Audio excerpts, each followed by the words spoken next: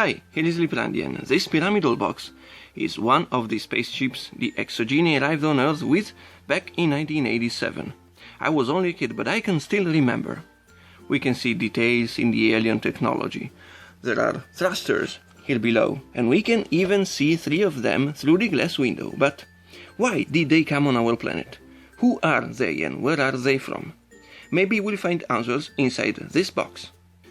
Inside the box we'll find 2 bags with 10 exogini each. We are getting 10 translucent orange ones and 10 pink ones. And I can see we are also getting a few doubles. Oh, this one was cool. This one was called Coppertone, if I remember correctly. Then this one was called Centauro. And this was my favorite one. He was Guerriero Stellare, but I did prefer him in a different color. This one, I don't remember his name. Oh, this one was cool also, and this is really cool. But in this bunch of exogini, probably the coolest one is this tenaglia, which means maybe wrench, I don't remember. Now, I'm getting a few doubles, but actually many more of them existed. Thousands, millions, or maybe only 40 according to the included booklet. Why did they come on our planet? I really don't know. Who are they?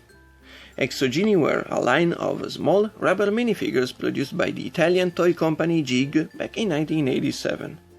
They were sold in blind bags for the old price of 500 liras each, or in plastic cans containing 10 randomly chosen exogini, or pyramidal boxes like this one, or even bigger ones containing 40 randomly chosen exogini.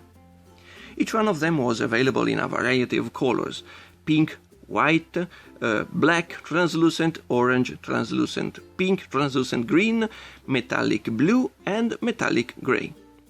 Actually, these are not properly Italian exogini. This is the Dutch version from Otto Simon. I've got here a bunch of Italian ones, and there are some differences. This Dutch version feels a little bit smaller, and they are also made in a slightly different material. In fact, these Dutch exogini have become quite sticky over the years, while such thing won't happen with your Italian ones, as far as I know. By the way, you don't have to mistake the Dutch exogini with the Greek and the French cosmics, which were very similar to these figures, but they came also in a few different colors, some pearlescent ones, and also a few more characters were available. This one is quite famous. Here in Italy he is Tenaglia. He looks cool. While this one, Guerriero Stellare Verde, has always been one of my favorite. I've played a lot with this little guy when I was a kid. By the way, these Dutch exogini, the Italian exogini, and also the French and Greek cosmics have something in common: their origins. Some of you might have recognized already these minifigures. And if you watch the old TV commercial for Exogini, you can notice that it was an Italian dubbed version of the old TV commercial for the Muscleman minifigures produced in USA by Mattel back in 1985. And that's it. Exoginis were copies of 40 different Muscleman minifigures. But if you want to get the real origins for these toys, you still need to make one more step back in time. Back in 1983, when Bandai produced in Japan the Kin Keshis. I've got a bunch of them here.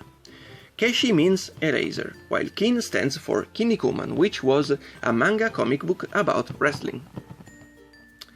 Kin Keshis were a line of hundreds and hundreds and hundreds of different minifigures made in soft rubber, not unlike the one used for erasers, portraying all the crazy and silly looking characters you could find in the Kinnikuman comic book. Then Mattel distributed a few Kinkeshis in the USA under the Muscleman line. And then Jig distributed only 40 characters here in Italy as Exogini. Now, if you take one Kinkeshi minifigure and look on his back, you will find a trademark for Kinnikuman written here. It's quite difficult to read right now because I've got strong lighting here, but I hope you can see it. Here it is. And if you take the Muscleman minifigures and turn them, you can still read this trademark on their backs. But if you take an Exogini minifigure, you will find out that the trademark has been rubbed off from his back. Now, here I've got some Exogini minifigures with their original Kinkeshi's counterparts. I hope I will show you some differences, because actually the Exoginis are slightly smaller than Kinkeshi's. Now, this one and this one. This one, where have you gone?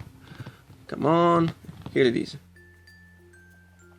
Kinkeshis are slightly bigger than Exogini and also a little bit more detailed. And of course, their material is completely different. They are much softer. Some of them has been turned into more noble characters. In fact, this one here, in the Exogini version, is called Faraone, which means pharaoh. By the original Japanese guy was called Bankyman. He is just a human urinal. By the way, that's it. The Exoginis were only copies of an American toy, which was a copy of an original Japanese toy from 1983. But thanks to a cool sounding name, Exogini sounds really powerful. Thanks to cool artworks on their boxes, I like this box a lot. And thanks to cool names given to each character, inspired by their shapes or by mythology or whatever, the Exogini were a huge success here in Italy.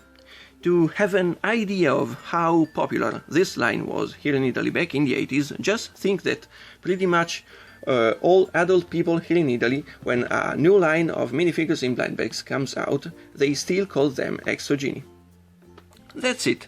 Now you just have to grab a bunch of your Exogini minifigures and go making a mess playing with water and sand, just like I used to make when I was a little kid. Ciao!